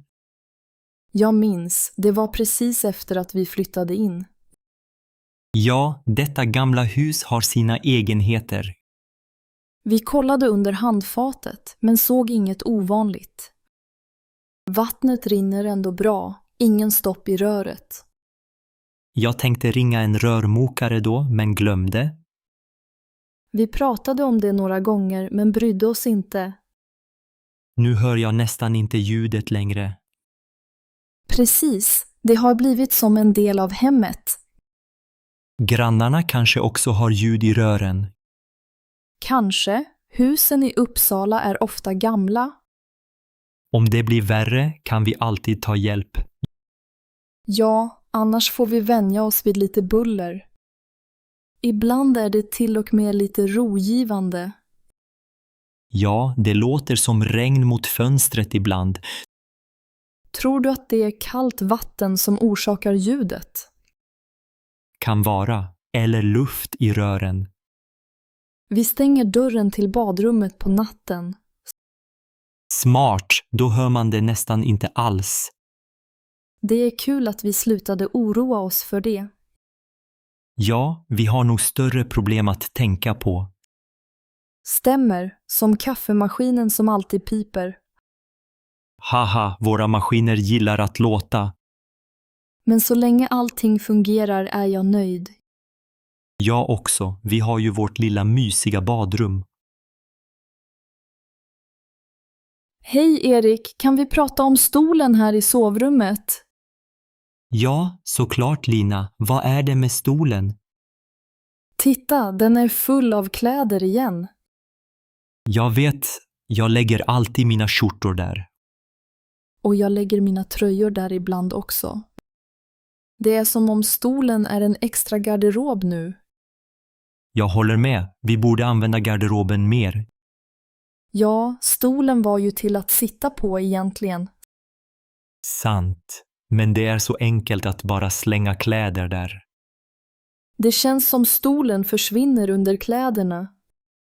Jag såg det i morse, vi ser knappt stolen längre. Vi kan göra en regel, inga kläder på stolen efter idag. Bra idé, vi måste verkligen bli bättre på det. Jag kan hänga upp mina kläder direkt efter jobbet. Jag ska försöka lägga mina t-shirts i byrålådan istället. Om vi hjälps åt går det nog lättare. Jag tycker om när rummet är städat och lugnt. Ja, det känns alltid skönare då, särskilt på kvällen. Tror du att det är svårt att vänja sig av med vanan? Lite kanske, men vi testar. Vi får påminna varandra. Ska vi börja direkt och ta bort högen tillsammans? Ja, låt oss göra det nu på en gång. Jag hittar säkert min blåa kofta i högen. Och jag letar efter min randiga skjorta där. Bra att vi gör detta tillsammans, det känns lättare. Vi klarar det. Stolen ska bli fri igen. Tänk om stolen kunde prata, den skulle be om hjälp. Haha, ja, stackars stol. Den har fått bära mycket. Nu får den vila och vara fin i rummet istället. Vi skulle kanske skaffa en snygg klädkorg. Ja, en korg från Ikea passar bra här. Då slipper stolen bli garderob igen. Perfekt, vi gör så. Stolen tackar oss nog. Kalle, har du sett kakpaketet på bordet? Ja, Anna, jag såg det. Det är redan öppnat. Ja, det är konstigt. Ingen verkar vilja äta upp det. Jag tror att folk bara tar en kaka, sen glömmer om det. Kanske. Men de där kexen är goda tycker jag. Jag håller med. De är mina favoriter från Göteborg. Det är synd att de alltid blir gamla och torra. Varför avslutar vi aldrig paketet? Bra fråga. Kanske vill ingen ta sista kakan.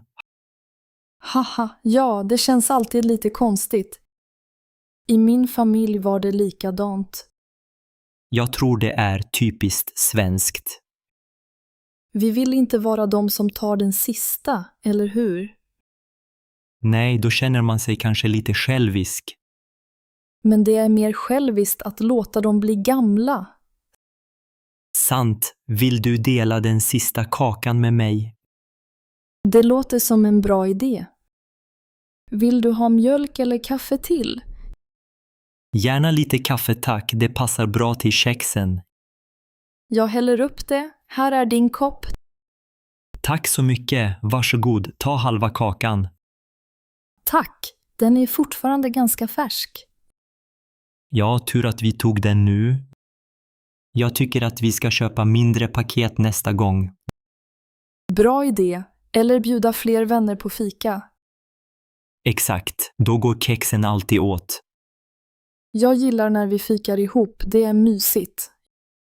Jag också, det är en fin svensk tradition. Undrar om det alltid blir en kaka kvar i andra hem. Kanske, vi är nog inte ensamma om det här tror jag. Nästa gång tar vi sista kakan direkt. Ja, det gör vi, inga gamla kex mer. Bra, mer plats i skåpet också. Vilken skön tröja du har på dig, Anna. Tack Erik. Den här tröjan har jag bara hemma.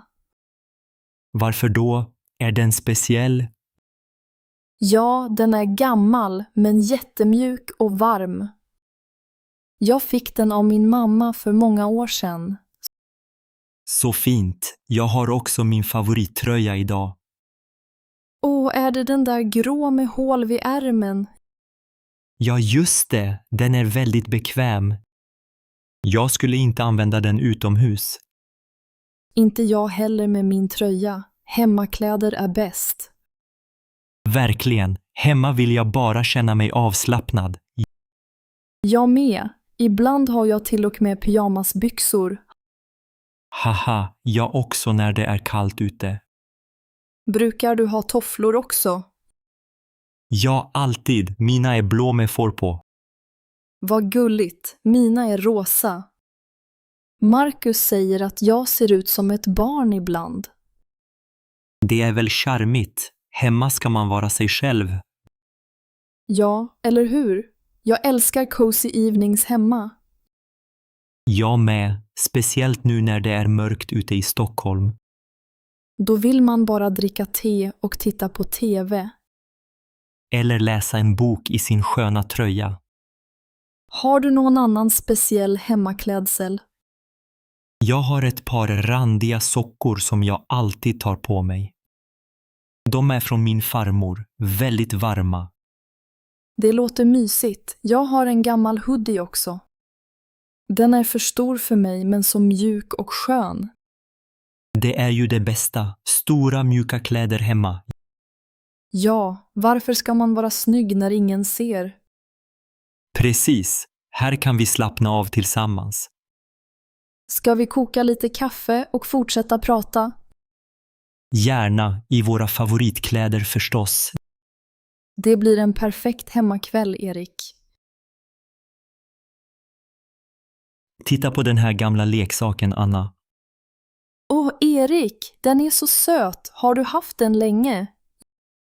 Ja, jag fick den när jag var 5 år gammal. Den ser ut att vara gammal men väl omhändertagen. Jag brukade leka med den varje dag i mitt rum i Uppsala. Har den något speciellt namn? Ja, jag kallade den för Bamse, Som björnen i böckerna. Jag minns också Bamse från min barndom. Så varför har du behållit den så länge? Den påminner mig om min farmor. Hon gav mig Bamse. Vad fint. Saknar du henne? Ja, väldigt mycket. Hon bodde nära vårt hus. Jag förstår. Min mormor gav mig en docka. Jag kan inte slänga den även om den är sliten. Vissa saker har bara värde i hjärtat, inte i pengar. Ja, de är som små skatter från vår barndom. Har du din docka här i lägenheten? Nej, den är hos mina föräldrar i Stockholm. Vi behåller så många minnen från när vi var små.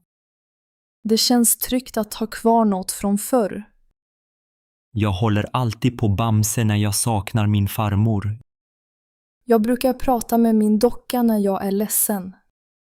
Det är fint. Alla har vi våra sätt att minnas. Många slänger gamla saker, men vi sparar minnen. Bamse är gammal men betyder mycket för mig. Jag älskar såna saker. De gör hemmet mer personligt. Vill du hålla Bamse en stund? Ja, gärna. Han känns mjuk och trygg. Du får låna honom när du saknar din docka. Tack, Erik. Det känns bra. Det är konstigt hur små saker blir så viktiga. Ja, ibland betyder de mer än vi tror. Nu förstår jag varför vi aldrig ska slänga Bamse. Det är alltid trevligt här på Café Björken. Ja, maten är så god. Jag älskar deras lax. Jag också, men servicen är ofta ganska långsam. Vi har väntat länge på vår mat idag igen. Ja, det är nästan 20 minuter nu. Men atmosfären är mysig, tycker jag. Verkligen, det är lugnt och fint här. Har du varit här med någon annan förut? Ja, jag var här med min syster i april. Vi väntade också länge då. Kom maten kall då? Nej, den var varm och god, bara långsam. Jag undrar varför det alltid tar sådan tid. Kanske har de inte så många kockar. Eller så är det många beställningar ikväll. Men servitören är alltid vänlig. Ja, hon heter Anna tror jag. Hon jobbar här nästan varje gång vi kommer. Det känns nästan som ett litet familjekafé. Ja, det gillar jag. Det känns personligt. Men ibland blir jag hungrig av att vänta. Jag också. Nästa gång kanske vi kan beställa förrätt. Bra idé. Deras soppa är faktiskt god. Jag tycker deras bröd också är fint. Vi kan fråga efter mer bröd om vi vill. Bra idé, det tar kanske inte så lång tid. Vad ska du beställa idag? Jag vill ha köttbullar med potatis. Klassiskt. Jag tar nog fisksoppa. Efterrätten här är också god, speciellt pajen. Ja, blåbärspajen är min favorit. Vi får hoppas att maten kommer snart. Ja, jag är verkligen hungrig nu. Jag också. Vi får njuta av stämningen så länge. Titta Anders, vår granne har en ny bil igen. Ja, jag såg det. Den är röd den här gången. Förra veckan hade han en blå bil, eller hur? Ja, först hade han en vit bil också. Jag undrar varför han byter bil så ofta. Kanske tycker han om att prova nya modeller. Det kan vara. Jag tycker den här ser riktigt fin ut. Ja, den verkar ny och glänsande. Tror du han hyr bilar istället för att köpa dem? Det är möjligt. Många gör så idag, tror jag. Kanske jobbar han med bilar och får testa dem. Ja, eller så har han bara roligt med olika bilar. Har du någonsin velat byta bil så där ofta? Nej, jag tycker om vår Volvo. Den är pålitlig. Det håller jag med om och den drar ganska lite bensin. Exakt, det är viktigt för oss. Titta, nu stiger han ur bilen. Han ser nöjd ut. Kanske är det bilen han alltid velat ha. Eller så byter han nästa vecka igen. Det vore typiskt honom. Han gillar omväxling. Jag undrar vad grannarna tycker om det här. Jag tror de är vana nu. Han gör ju så ofta. Det är sant, han är snäll så ingen klagar nog. Nej, han hälsar alltid glatt när han går förbi. Jag skulle vilja veta hur många bilar han haft i år. Minst 5 tror jag. Det är rätt många. Kanske borde vi fråga honom någon dag. Ja, det vore kul att höra hans berättelse. Det är alltid något nytt här på vår gata i Uppsala. Ja, det händer mycket. Vi har trevliga grannar. Jag är glad att vi bor här, det känns tryggt. Jag också. Och så kan vi alltid titta ut på gatan. Titta Erik, vi har haft dessa broschyrer i flera år nu.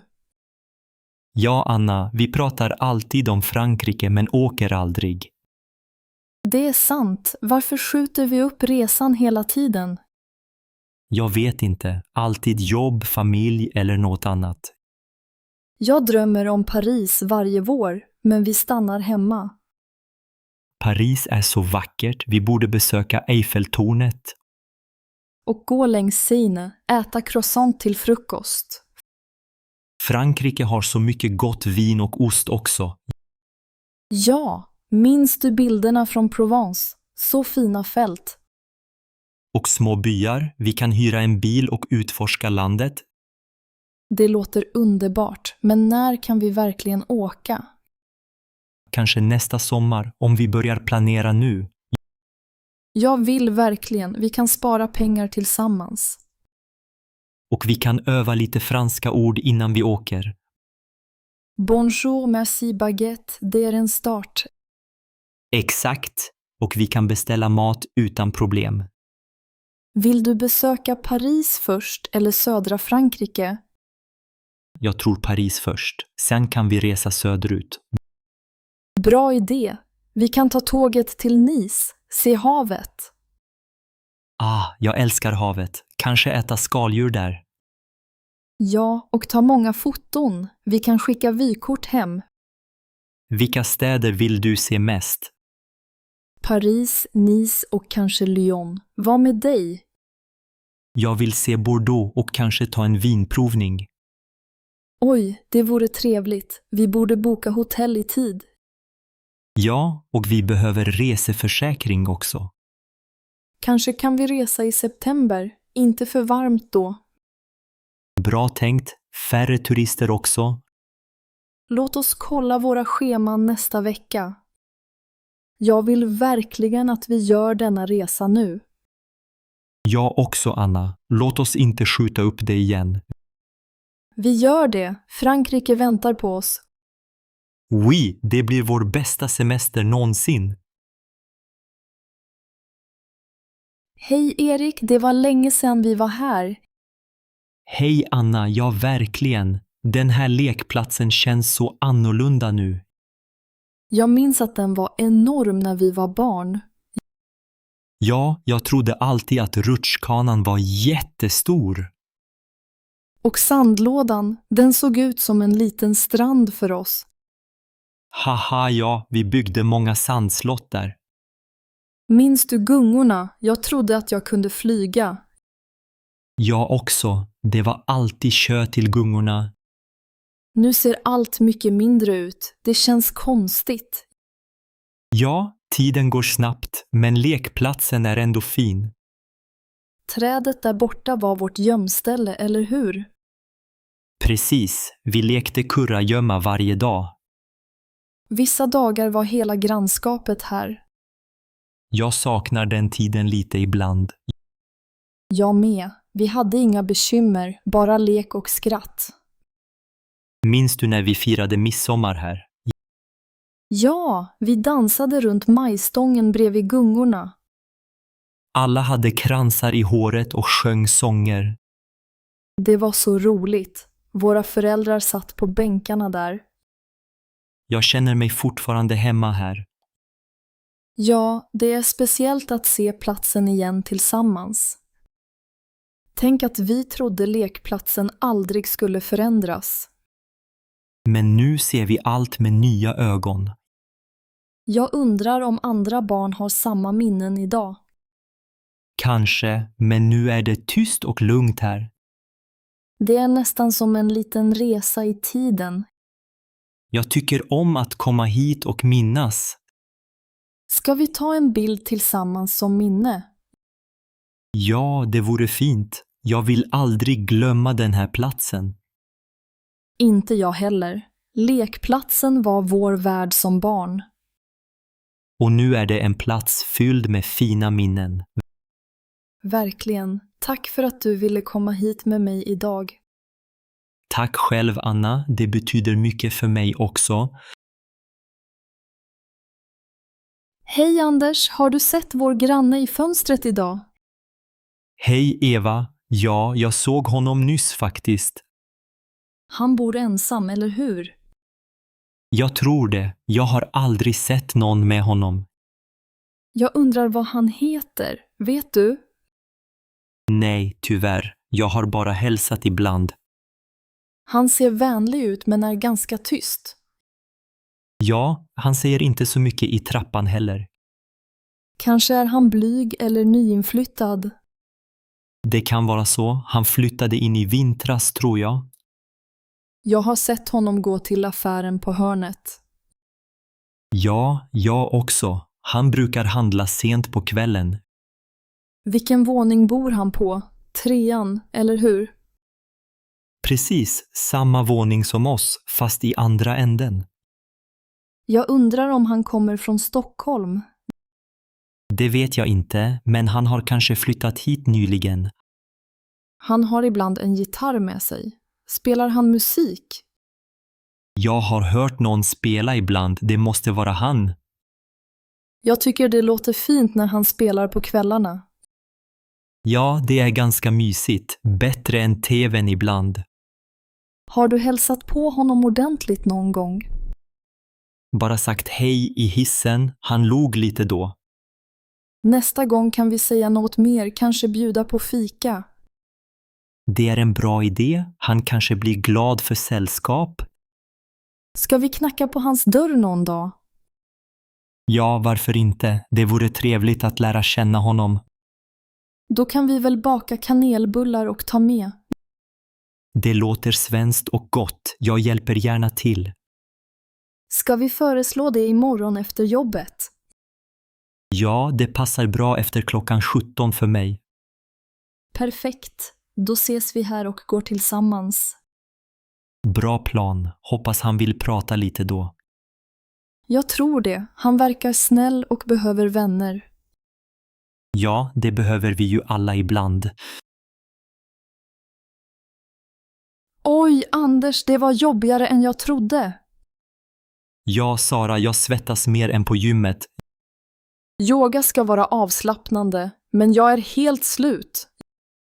Jag också. Mina muskler skakar fortfarande. Trodde du att det skulle vara så här tufft? Nej, inte alls. Jag ville bara sträcka på mig lite. Jag trodde att yoga handlade om att andas lugnt. Och ligga still på mattan, eller hur?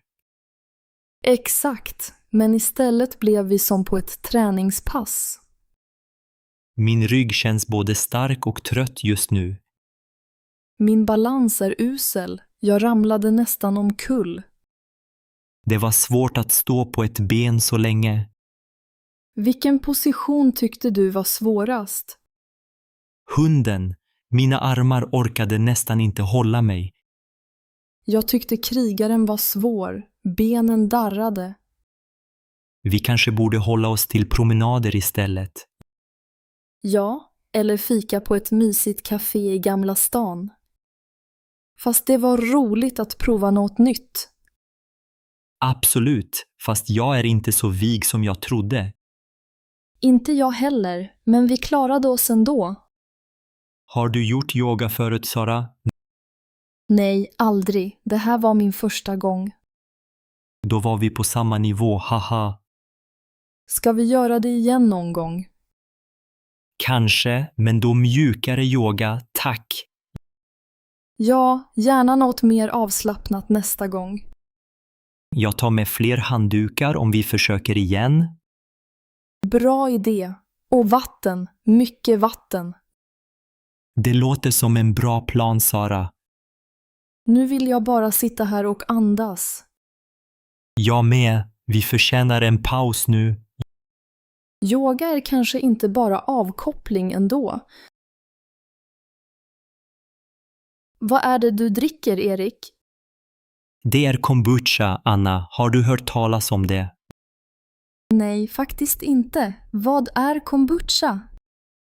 Det är en fermenterad dryck gjord på te och socker. Jag började dricka det istället för läsk. Jaha, smakar det som läsk? Inte riktigt. Det är lite syrligt men ändå sött. Låter spännande. Är det svårt att göra själv? Lite, men det går. Man behöver en kombucha-svamp. En svamp, hur fungerar det? Man lägger svampen i te och socker. Den jäser drycken. Jäser, det låter som öl eller vin. Ja, på ett sätt. Men kombucha har nästan ingen alkohol. Är det nyttigt då? Många säger det. Det finns probiotika i den. Jag har hört att probiotika är bra för magen. Precis. Därför tycker jag om att dricka kombucha. Dricker du aldrig läsk längre? Nej, bara ibland. Kombucha är mitt nya favorit. Hur många smaker finns det? Många. Jag gillar ingefära och hallon bäst. Får jag smaka lite? Självklart, här är ett glas. Tack. Det var annorlunda men gott. Eller hur? Det känns fräscht och naturligt. Var köper du din kombucha någonstans? Ica Maxi brukar ha flera sorter. Kan man köpa den i Stockholm också? Ja, det finns till och med lokala märken där. Roligt. Kanske ska jag börja med kombucha också. Det tycker jag. Man vänjer sig snabbt vid smaken. Jag vill testa med ingefära först. Bra val. Det är min favorit. Ska vi skåla? Ja, skål för kombucha och nya vanor. Oj, Anders, titta på kvittot. Det blev väldigt dyrt idag.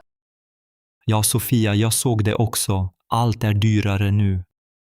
Mjölken kostade mer än förra veckan. Och smöret. Nästan 10 kronor dyrare. Jag förstår inte varför priserna höjs så ofta. Det är säkert på grund av inflationen. Men våra löner ökar inte lika snabbt. Nej, det är svårt för många familjer i Stockholm. Jag brukar alltid köpa bröd, men nu känns det lyxigt. Vi kanske måste baka eget bröd istället. Det är en bra idé och det luktar gott hemma. Kaffe har också blivit mycket dyrare. Ja, och jag älskar mitt morgonkaffe. Bananer är fortfarande ganska billiga, som tur är. Ja, men tomater och gurka, priserna har skjutit i höjden. Vi får kanske äta mer rotfrukter i vinter. Morötter och potatis är fortfarande billiga. Det är sant, och soppa på rotfrukter är gott. Vi borde titta mer på extrapriser. Bra förslag. Vi kan planera middag efter erbjudanden. Jag såg att köttfärs var på rea idag. Perfekt. Då kan vi göra köttbullar som mamma brukade. Mums! Klassisk svensk mat. Tror du det blir billigare nästa vecka? Jag vet inte, men vi får hoppas. Annars kanske vi måste ändra våra vanor. Vi kan äta mer vegetariskt, det är ofta billigare. Och bra för miljön också. Dubbel vinst. Så, vad ska vi laga ikväll då? Jag vill testa grönsakssoppa och baka eget bröd. Låter jättebra. Och vi har allt hemma. Ja, nästan allt. Vi får handla morötter och mjöl. Hej Erik, kan jag fråga dig något? Självklart, Anna. Vad tänker du på? Jag läste en artikel om jobb där folk ofta byter plats. Jaha, det låter intressant. Ja, till exempel jobb inom restaurang eller butik. Jag håller med. Många servitörer byter jobb ofta. Precis. Min vän jobbar på ett café. Hon byter ofta. Varför tror du folk byter jobb ofta där? Jag tror att det kan vara stressigt och låga löner. Och kanske vill man prova något nytt. Det är sant. Jag har också sett det i IT-branschen. Verkligen. Jag trodde IT var ganska stabilt. Nej, många programmerare byter företag efter 2 år. Kanske de vill utvecklas eller få bättre lön. Exakt. Och ibland flyttar man till annan stad. Jag känner en från Göteborg som flyttade till Malmö för jobb. Hon arbetade först på Volvo, sen på ett litet företag. Det visar hur rörlig arbetsmarknaden är just nu. Ja, det känns nästan som alla letar efter drömjobbet. Det är sant. Få stannar länge på samma plats nu för tiden. Vad tycker du om det? Är det bra att byta ofta? Jag tror det beror på personen. Vissa gillar förändring. Men det kan också vara svårt att börja om hela tiden. Jag förstår. För mig känns det tryggt att stanna. Men ibland undrar jag hur det skulle vara att byta. Du jobbar ju här på ekonomi, eller hur? Ja, jag har varit här i 4 år nu. Tycker du om ditt jobb? Jo, men ibland vill jag lära mig något nytt. Det är alltid bra att vara nyfiken. Ja, kanske söker jag ett nytt jobb någon dag. Då får du berätta för mig först. Självklart, Erik. Vi kan alltid ta en fika och prata.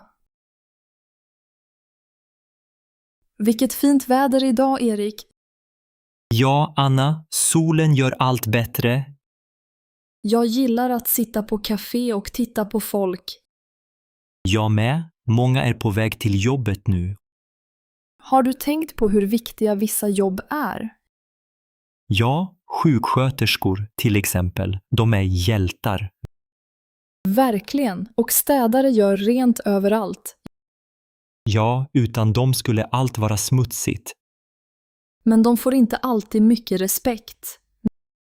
Nej, och lönen är ofta låg. Orättvist, tycker jag. Jag håller med. Frisörer är också viktiga, eller hur? Absolut, de får oss att känna oss fina.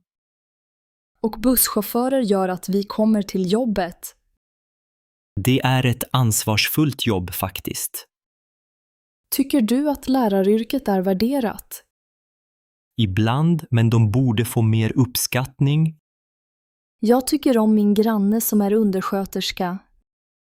Det är ett tufft yrke. Många jobbar natt. Och många inom vården är alltid snälla. Ja, de bryr sig mycket om andra. Jag tror vi borde visa mer tacksamhet. Ja, säga tack oftare till exempel. Eller lämna en liten lapp på bussen. Bra idé. Små saker gör stor skillnad. Det är lätt att glömma hur viktig deras insats är. Särskilt under pandemin såg vi det tydligt. Precis. Många riskerade sin hälsa. Jag önskar att alla fick bättre villkor. Det vore rättvist för alla samhällsbärare. Vi kanske kan prata med fler om detta. Ja, sprida budskapet. Fler borde förstå. Ska vi beställa varsin kopp kaffe nu? Ja, det låter perfekt. Vi firar de viktiga jobben. Hej Anna, läste du om sociala medier i denna tidning? Ja, Erik, det är mycket prat om utseende där. Jag tycker det är svårt ibland. Alla verkar så perfekta. Jag känner likadant. Oftast ser man bara glada människor. Och alla filter, de gör att man ser annorlunda ut. Precis. Ingen visar sina sämre dagar på Instagram. Jag blir osäker när jag ser sånt ibland. Samma här. Man börjar jämföra sig med andra. Ibland önskar jag att jag inte brydde mig så mycket. Men jag vill ju också känna mig fin. Det är helt normalt. Men bilderna luras ofta. Känner du att pressen är starkare i Stockholm? Ja, kanske. Många i min klass pratar om kroppsideal. De följer kändisar på TikTok och Instagram. Jag följer några idrottsstjärnor. De inspirerar mig. Men ibland blir man också stressad av deras bilder. Jag vet, jag brukar ta pauser från mobilen ibland. Det hjälper faktiskt med självkänslan. Smart. Jag borde också prova det. Vi kan kanske gå promenader istället, utan mobiler. Bra idé. Naturen är bättre än likes och filter. Ja, och man blir gladare av frisk luft. Det är sant. Riktiga samtal är också viktigt. Jag gillar att prata med dig, Erik. Jag med, Anna. Det känns tryggt här. Tror du att vi kan bli mindre påverkade? Kanske, om vi hjälps åt och tänker på verkligheten. Vi är fina som vi är även utan filter. Jag håller med, Anna. Du är alltid naturligt fin. Tack, Erik. Det betyder mycket för mig. Vi måste stötta varandra mot den där pressen. Absolut. Vi är starkare tillsammans. Hej Anders, har du hittat något intressant här? Hej, Anna. Nej, alla lägenheter verkar så dyra idag. Ja, jag förstår dig. Priserna är verkligen höga nu. Speciellt i Stockholm. Allt kostar en förmögenhet.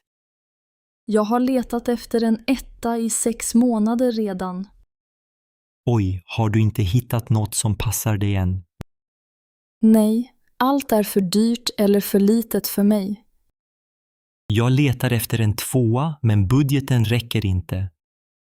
Hyrespriserna har ökat så mycket de senaste åren. Ja, och köerna för hyresrätter är jättelånga. Min vän Lina väntade 3 år på sin lägenhet. Det är galet. Man måste ha mycket tålamod. Har du funderat på att flytta till en mindre stad? Kanske Uppsala, men mitt jobb är här i Stockholm. Ja, det är svårt om jobbet inte går att flytta. Har du funderat på att bo i kollektiv? Ja, men jag vill gärna ha ett eget hem. Min syster hyr ett rum i Solna, det är billigare. Det är ett alternativ, men det är inte alltid lätt. Nej, det är sant. Många vill dela bostad nu. Tror du priserna går ner snart? Jag vet inte, men jag hoppas på bättre tider. Man känner sig ibland lite maktlös. Ja, vi får inte ge upp. Alla hittar till slut något. Har du pratat med en mäklare här inne? Nej, jag vågar knappt fråga om priserna. Vi kan gå in tillsammans och fråga. Bra idé. Då känns det inte lika nervöst. Kanske har de något gömt guldkorn. Hoppas det. Vi måste vara öppna för allt. Titta, den här ser lite billigare ut. Ja, ska vi fråga om den? Absolut, nu håller vi tummarna. Anders, tittar du mycket på nyheterna nu för tiden? Ja, Emma, men ibland känns det väldigt tungt. Jag håller med. Så många dåliga nyheter hela tiden. Igår pratade de bara om krig, olyckor och problem. Det känns som om det aldrig är något positivt. Jag blir orolig när jag hör om saker som händer i världen. Jag också. Speciellt allt om inflation och ekonomi. Det påverkar oss ju också här i Stockholm. Ja, priserna på mat och el stiger hela tiden. Och så pratar de om våld och brott i staden. Jag vill ibland bara stänga av tvn och vila huvudet. Det är klokt. Vi kan inte ta ansvar för allt ont. Men jag vill ändå veta vad som händer i Sverige. Ja, men kanske behöver vi begränsa oss lite. Hur menar du? Kanske bara se nyheter en gång om dagen.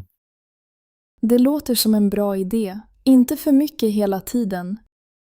Vi kan istället läsa en bok eller lyssna på musik.